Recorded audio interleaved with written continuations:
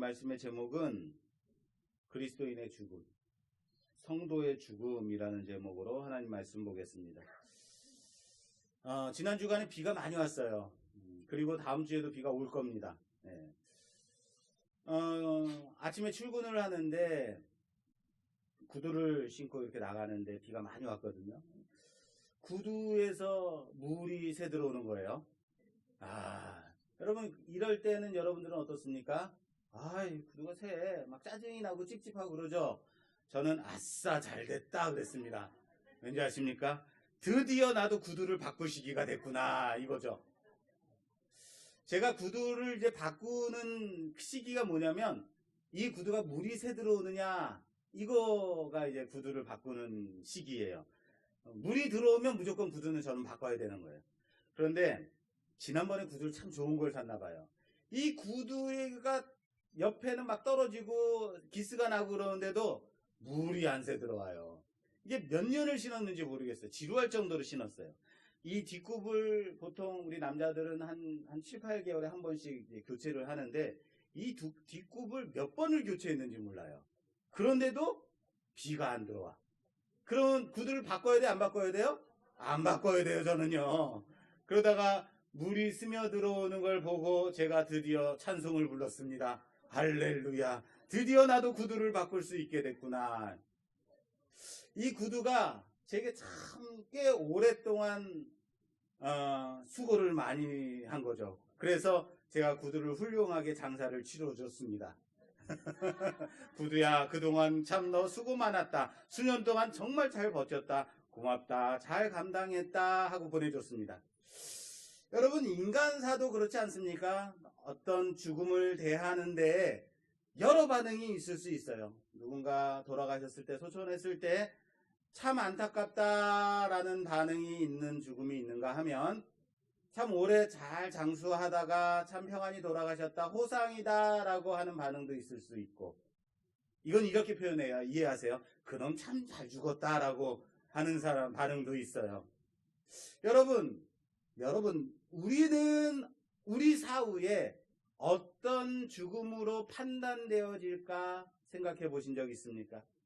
내가 죽고 나서 나를 조문하러 나의 죽음을 안타까워하며 위로하러 유족들을 위로하러 올 때 사람들이 뭐라고 표현할까 생각해 보신 적 있습니까? 믿는 자들의 죽음에 그 죽음을 대하는 사람들의 반응이 어떠할까? 오늘 이 야곱의 죽음을 통해서 우리는 함께 교훈을 얻기 바랍니다. 야곱이 이제 자기의 생을 마감하고 눈을 감습니다. 그리고 그의 아들 요셉이 의원을 불러다가 아버지의 몸을 향으로 채우라라고 말합니다. 향으로 채우라라고 말할 때 이 몸에다가 향을 채울 때는 미라를 만드는 향이 아닙니다. 물론 애굽 땅이기 때문에 애굽에는 왕들이나 귀족들에게 향을 채워서 미라로 만들었잖아요. 이것은 애굽의 문화일 뿐입니다. 그래서 지금 향으로 채우라라고 하는 것은 아마 애곡하는 기간 동안 그 시신을 잘 보관하기 위함으로 향을 채우라라고 보고 있습니다. 그런데 그 향을 채우는 작업하는 데만 얼마가 걸려요? 40일이 걸려요. 여러분 40일이 걸린다고요.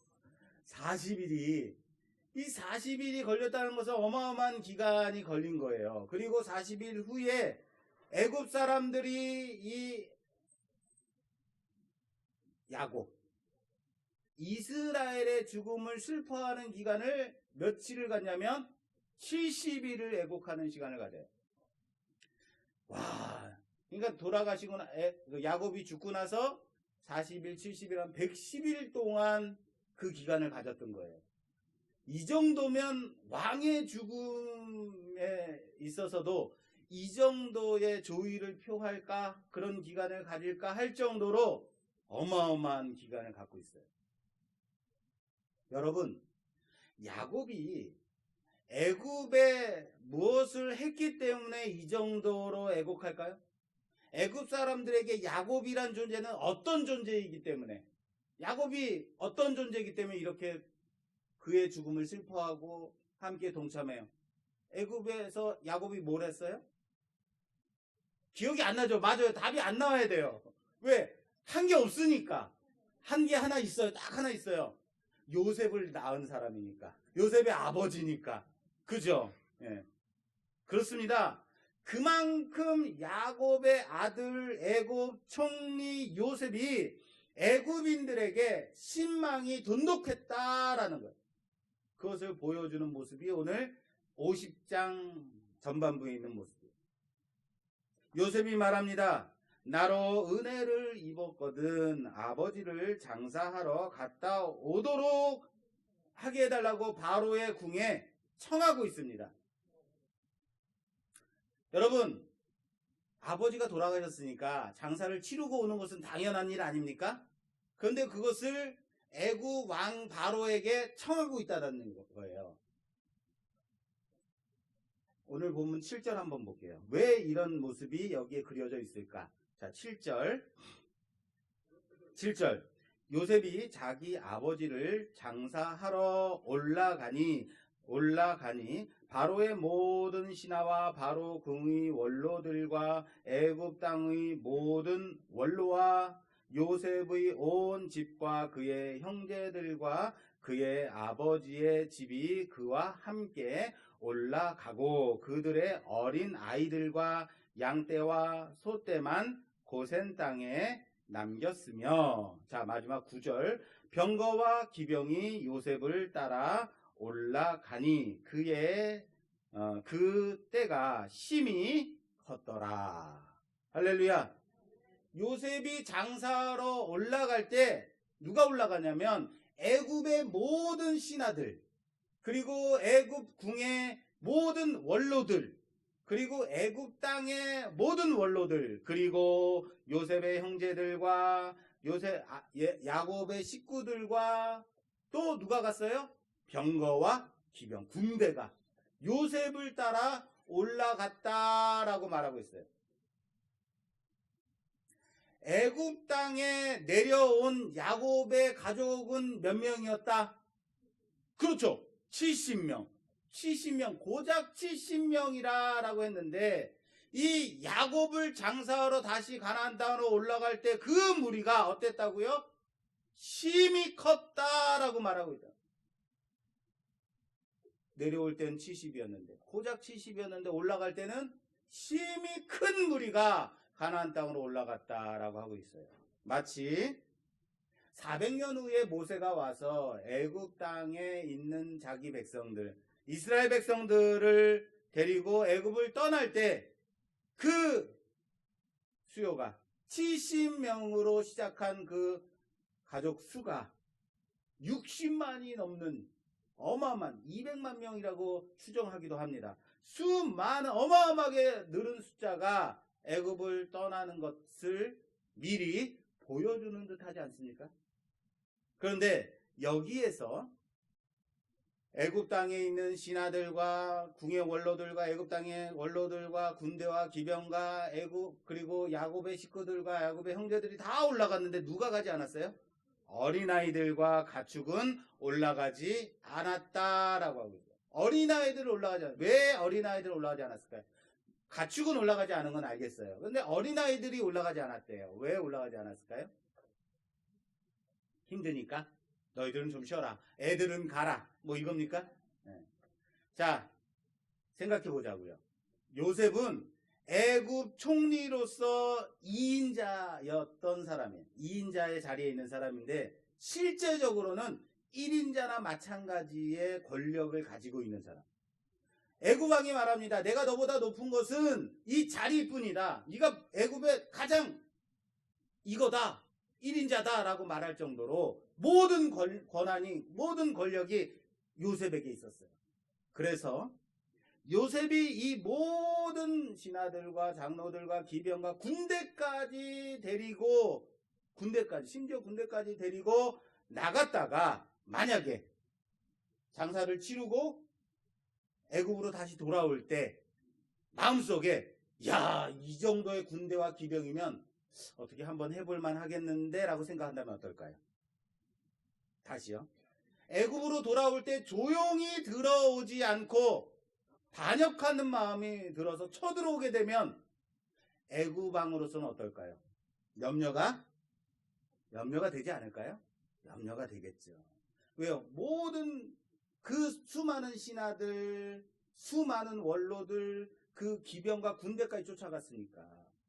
그리고 모든 사람들이 70일 동안 애곡할 정도로, 이게 야곱 때문에 애곡한 거예요? 요셉 때문에 애곡한 거예요? 요셉 때문에요. 그렇게 신망을 받는 사람이 나갔다가 군대까지 데리고 들어올 때 반역한다. 염려하지 않을 수 없었던 거죠. 그래서 요셉도 이렇게 말해요. 내가 가나안 땅에 가서 아버지를 장사하고 내가 아버지를 장사하고 다시 오리이다 라고 바로에게 말하고 있어요. 장사하고 오겠습니다. 장사하고 다시 오겠습니다 라고 말합니다. 여러분, 그 조선을 개국한 왕이 누구예요? 이성계. 그렇죠. 태조 이성계죠. 태조 이성계에게 고려 이제 만렵이었죠. 고려 만렵의 고려 왕이 저기 북방으로 가서 그들을 쳐들어가라. 가서 우리 땅을 다시, 우리가 고려가 원래 가지고 있던 땅을 다시 회복하라 하고 이성계를 보내요. 그때는 장군이었죠.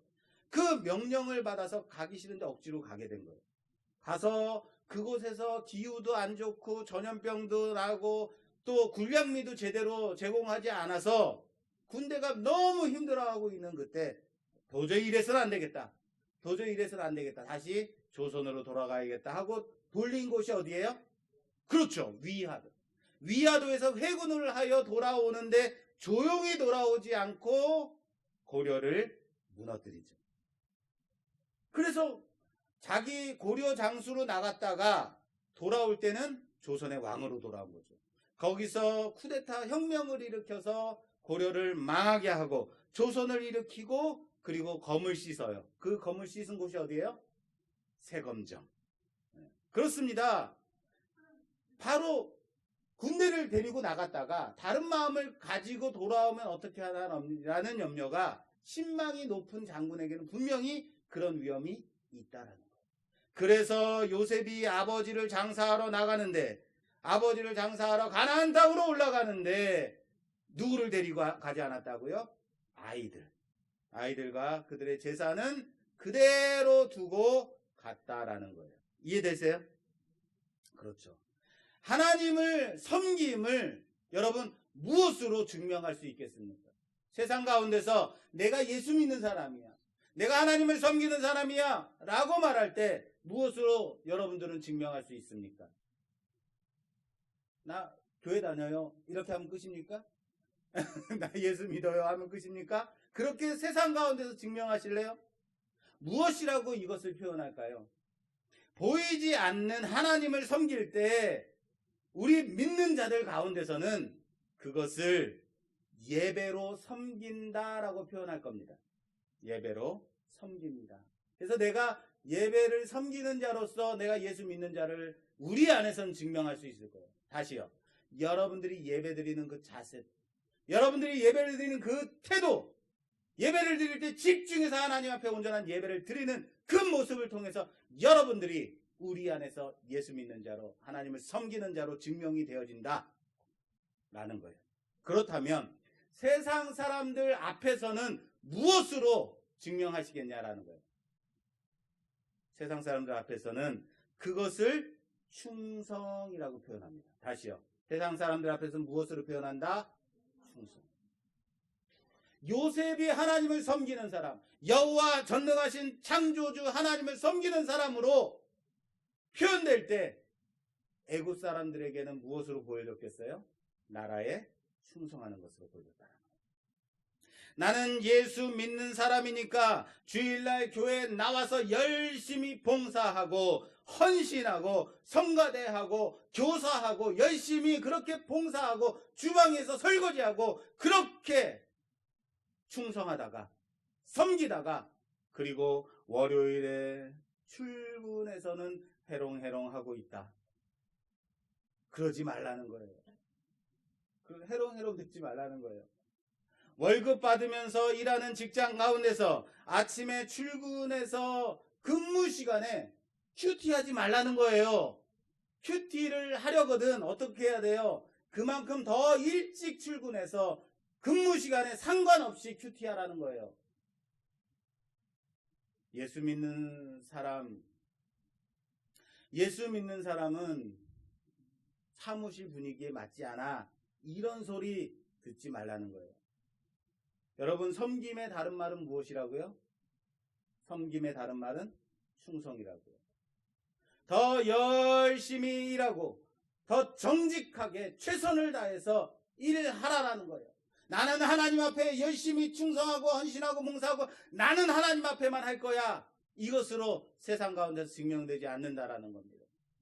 세상은 세상이니까 완전히 세상 가운데서 엉망으로 하고 예배 시간에만 온전하게 드려진 예배가 가능한가? 아니라는 겁니다. 무엇을 통해서 볼 수가 있어요? 요셉을 통해서 보라고요. 요셉이 어디서 증명이 됐습니까? 요셉이 어디서 증명이 됐냐고요. 애굽에서 증명이 됐다고요. 그것은 세상에 충성하는 게 아니라 믿는 자로 나를 충성된 자로 증명하는 거다라는 사실을 믿으시길 바랍니다. 여러분들의 믿음을 회식 자리에서 굳이 내가 예수 믿는 사람임을 증명하지 마십시오. 그럴 필요 없습니다. 더 회식 자리에 가서 더 분위기 띄우고 얼마든지 술 마시지 않고도 맨정신에 제대로 놀 수 있다는 걸 보여주세요. 그리고 회식 다 끝나고 나서 뒤처리 다 하고 정리 다 하고 술 취해서 해롱대롱하는 직장 동료들 다 택시 태워서 보내고 문제 없는가 다 잘 처리하고 정신 바짝 차리고 그렇게 살아가라고요. 그렇게 증명하라고요. 요셉은 애굽인들에게는 이방인이었어요. 애굽인들에게 이방 사람이었어요. 다른 나라 사람이었어요. 그럼에도 불구하고 권력을 잡은 최고의 권력자이었음에도 불구하고 애굽인들은 그의 슬픔에 함께 조의를 표하고 함께 장사하는 동안 그 70일 동안 애도했다라는 사실을 아시기를 바랍니다. 어떻게 해서요? 그가 권력자니까 그에게 잘 보이려고 함께 슬퍼했을까요? 슬퍼하는 척 했을까요? 아니요.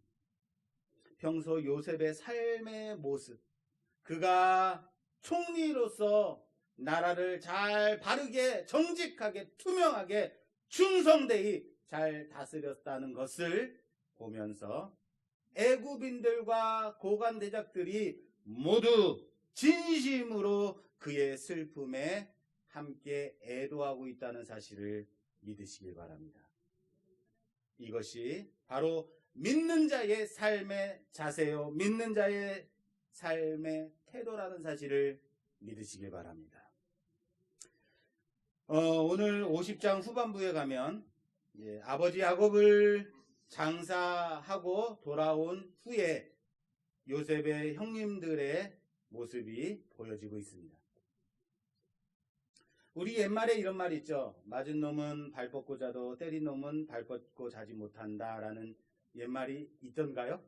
있죠. 예. 갑자기 자신감이 확 떨어지네요. 예.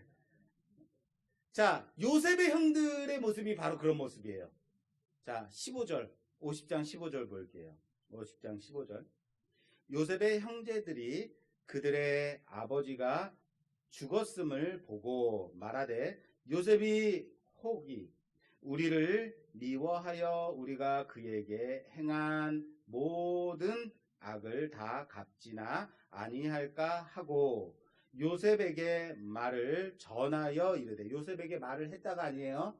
요셉에게 말을 전하여 이르되 당신의 아버지가 돌아가시기 전에 명령하여 이르시기를 너희는 이같이 요셉에게 이르라. 내 형들이 내게 악을 행하였을지라도 이제 바라건대 그들의 허물과 죄를 용서하라 하셨나니 당신 아버지의 하나님의 종들인 우리 죄를 이제 용서하소서 하매 요셉이 그들이 그에게 하는 말을 들을 때에 울었더라. 할렐루야. 요셉의 아버지는 자신들의 아버지예요. 요셉의 아버지가 누구예요? 요셉의 형들의 아버지예요. 그죠? 그런데 요셉의 아버지를 뭐라고 표현하고 있냐면, 형들이 뭐라고 표현하고 있냐면, 당신의 아버지가 우리에게 명령하셨습니다. 당신의 아버지가 이렇게 하라고 하셨습니다. 라고 표현하고 있어요. 이거 얼마나 찌질한 말입니까? 왜 이런지 아시겠죠? 죄라는 게 그렇습니다. 끝까지 물고 늘어져요. 마음을 두렵게 한다고요. 언제나 양심의 가책을 갖게 해요. 그런데 중요한 것은요, 용서는 죄 지은 자에게 있지 않다는 거예요. 용서하는 자에게 있다는 거예요. 그러므로 죄 지은 자가, 악을 행한 자가 용서를 구할 때는 언제까지? 그것이 과하다고 느껴질지라도 갚아야 하는 거예요. 그게 죄입니다. 그게 용서입니다. 형들은 요셉에게 직접 말하지도 못하고 있어요. 왜요? 두렵고 떨리고 무서워서.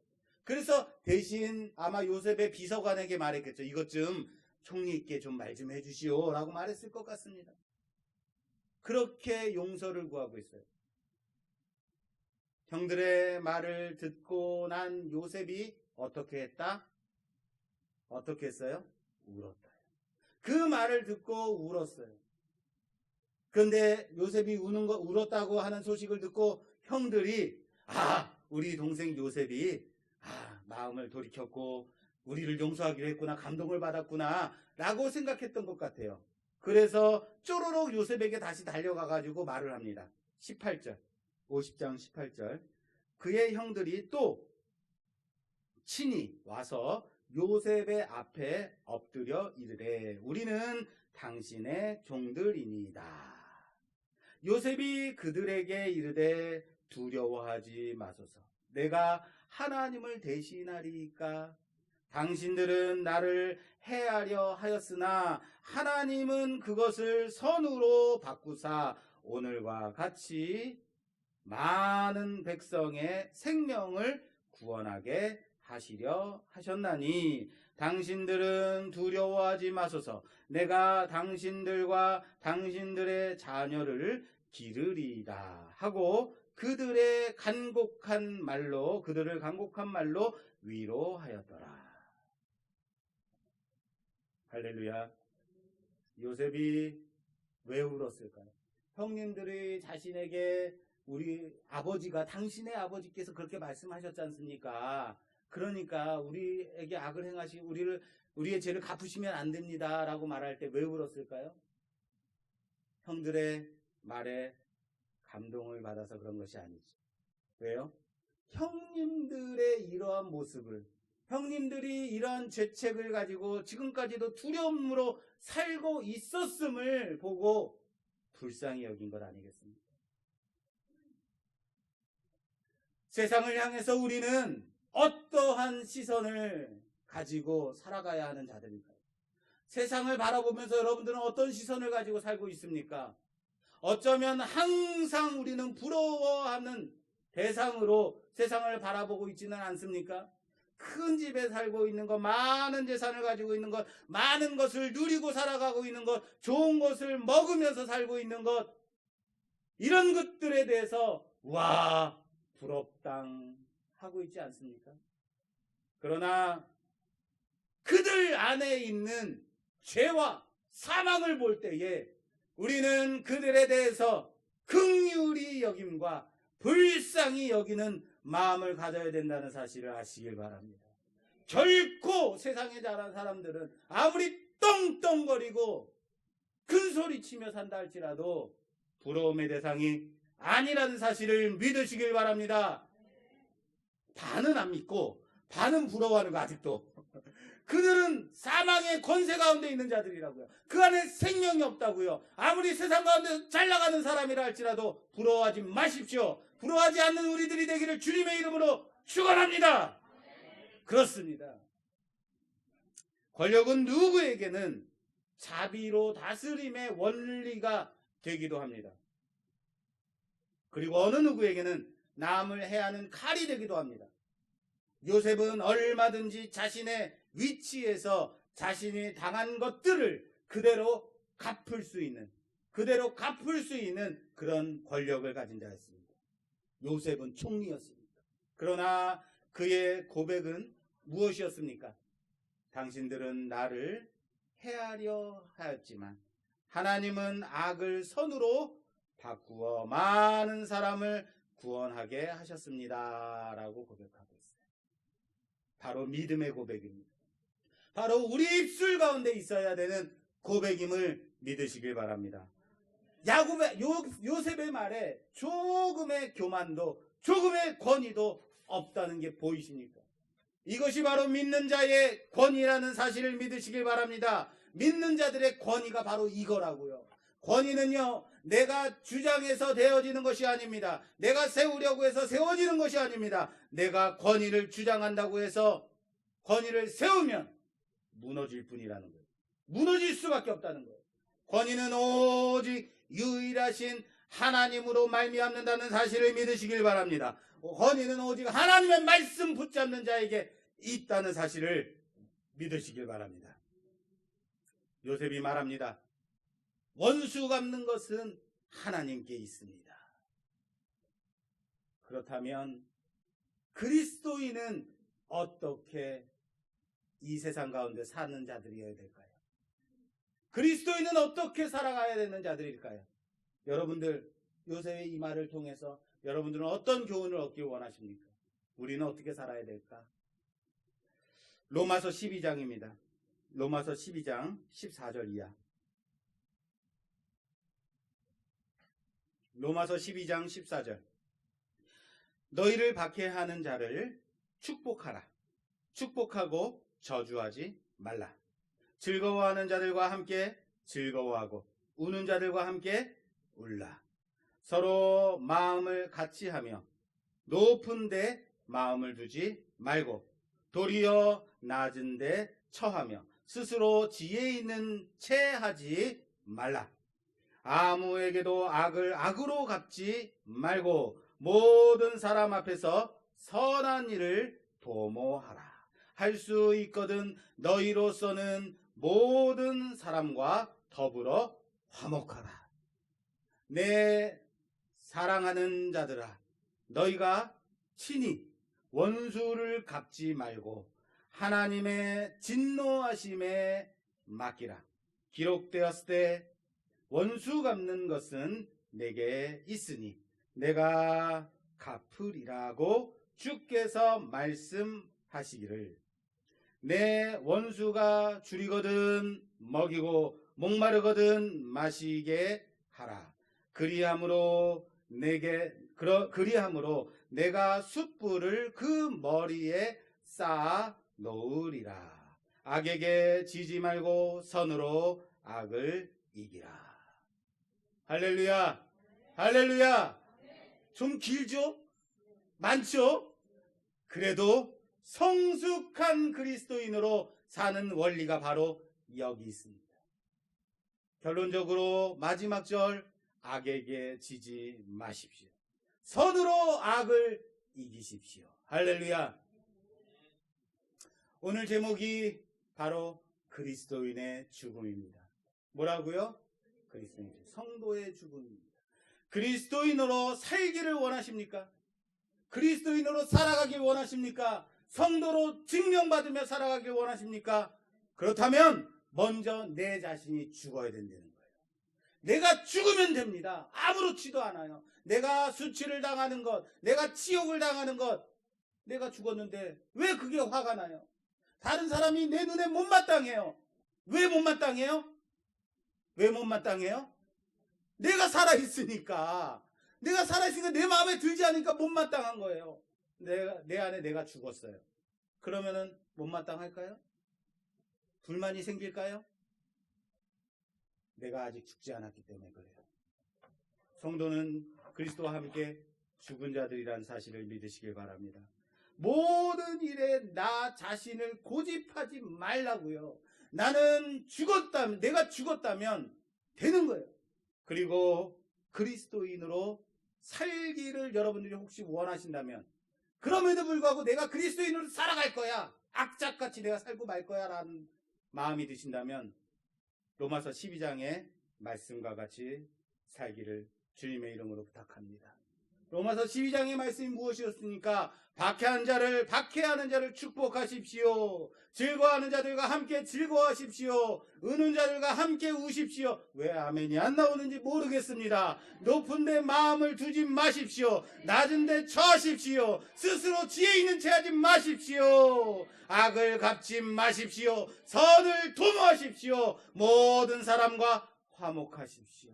원수를 갚지 마십시오. 도리어 원수가 줄이거든 목말라 하거든 먹이시고 마시게 하십시오. 정말로 그러실 수 있다고요? 악에게 지지 마십시오. 선으로 이기십시오. 그리스도인으로 살아가는 삶의 원리입니다. 참 쉽죠? 그렇습니다. 오늘 야곱이 생을 마감하고 있습니다. 야곱의 생애 마감함은 이 모습을 보면서 무엇을 느끼십니까? 어떤 교훈을 얻으십니까? 야곱은 애굽 사람들에게는 그가 살아간 모습으로 증거되지 않는 사람, 증거되기보다 그의 죽음으로 자신을 증거하고 있다는 사실. 야곱이 죽음으로 말미암아 그가 어떠한 사람이었음을 증거하고 있다고요. 그렇습니다. 바로 그리스도인은 어떻게 사느냐로 증명되기보다 어떻게 죽는가로 증거되는 존재라는 사실을 믿으시길 바랍니다. 그것을 보여주신 분이 누구예요? 어떻게 죽느냐? 예수 그리스도 아닙니까? 예수님은 이 세상에 오실 때에 살기 위해 오신 것이 아니라 우리를 위하여 십자가에 못 박혀 죽기 위해 이 땅에 오셨다는 사실을 믿으시길 바랍니다. 바로 나와 여러분들을 위하여, 우리를 위해 죽기 위해 오셨다고요. 그렇다면 우리는 어떻게 살기를 아둥바둥 그렇게 살기 위해서 아둥바둥 하기보다 무엇을 위해서 어떻게 죽을 것인가를 고민하며 기도하는 자들이 되어야 될 것입니다. 삶과 죽음이 여기 있을 때에 살기를 선택하는 것은 쉽습니다. 그러나 죽음을 선택했다는 것은 모든 것을 다 주었다는 것을 의미하는 거예요. 여러분, 장기 기증을 통해서 사후에 나로 인하여서 많은 사람들의 목숨을 건질 수 있다면 그 위대한 죽음 봅니다.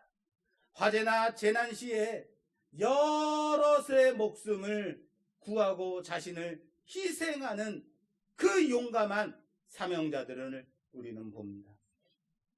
신문기사에 코로나19가 벌써 6개월이나 지나고 있는데, 코로나19가 처음 터졌을 때 2대 병원에서 아르바이트를 구했대요. 계약직을 구했대요. 선별진료소에서 병원체를 채집하는 일을 하는 사람을 구했대요. 사람들이 많이 모일 것 같죠? 아니요. 아무도 거기에 나오지 않더래요. 어떤 취업준비생 20대 초반의 젊은 아가씨가, 자매가 거기에 지원했답니다. 그리고 6개월이 지난 지금까지도 오늘도 땀 흘리며 친구들과의 만남도 포기하고 아직까지도 끝을 모르는 그곳에서 그 싸움을, 국민들의 안녕을 위하여서, 안전을 위하여서 취업까지 포기하고 그 일을 하고 있다라는 기사를 보았습니다. 얼마나 아름답지 않으십니까? 사회 곳곳에서 자신의 역할을 충성되이 감당하며 안전하고 올바른 그런 사회를 만들어가는 자들 중에서 칭찬받는 자, 그런 사람들이 믿는 자들이었으면 좋겠습니다. 역시 예수 믿는 사람들은 달라라고 칭찬받는 그 자리에 우리들이 있었으면 좋겠습니다. 다른 사람들은 힘들어서 싫다고 하는 그 어려운 일들에 두 손 두 발 다 걷어붙이고 달려들어서 감당하는 그 자리에 우리가 있었으면 좋겠다고요. 그렇게 충성되이 살다 보면 그리스도인으로 아름다운 칭찬 가운데 죽음을 맞이하게 될 것입니다. 어떻게 살까 보다 어떻게 죽을 수 있을까 더 고민하며 어느 자리에 있든지 성숙한 그리스도인으로 그리스도인의 자리에 있는 우리가 되기를 주님의 이름으로 부탁합니다. 다시 한번 로마서 12장의 말씀으로 오늘 우리에게 주신 말씀의 결론을 맺고자 합니다. 믿는 자들의 자리 어디일까요? 박해하는 자를 축복하십시오. 즐거워하는 자들과 함께 즐거워하십시오. 우는 자들과 함께 우십시오. 높은 데 마음을 두지 말고 낮은 데 처하기를 원하십시오. 스스로 지혜 있는 채 하지 마십시오. 악을 갚지 말고 선으로 이기십시오. 선을 도모하십시오. 모든 사람과 화목하십시오. 원수를 갚지 말고 도리어 원수가 줄이거든 목마르거든 먹이고 마시게 하십시오. 악에게 치지 마십시오. 선으로 이기십시오. 그런 우리가 되기를 주님의 이름으로 축원합니다. 그런 그리스도인으로 살아가기를 주님의 이름으로 축원합니다. 축원합니다.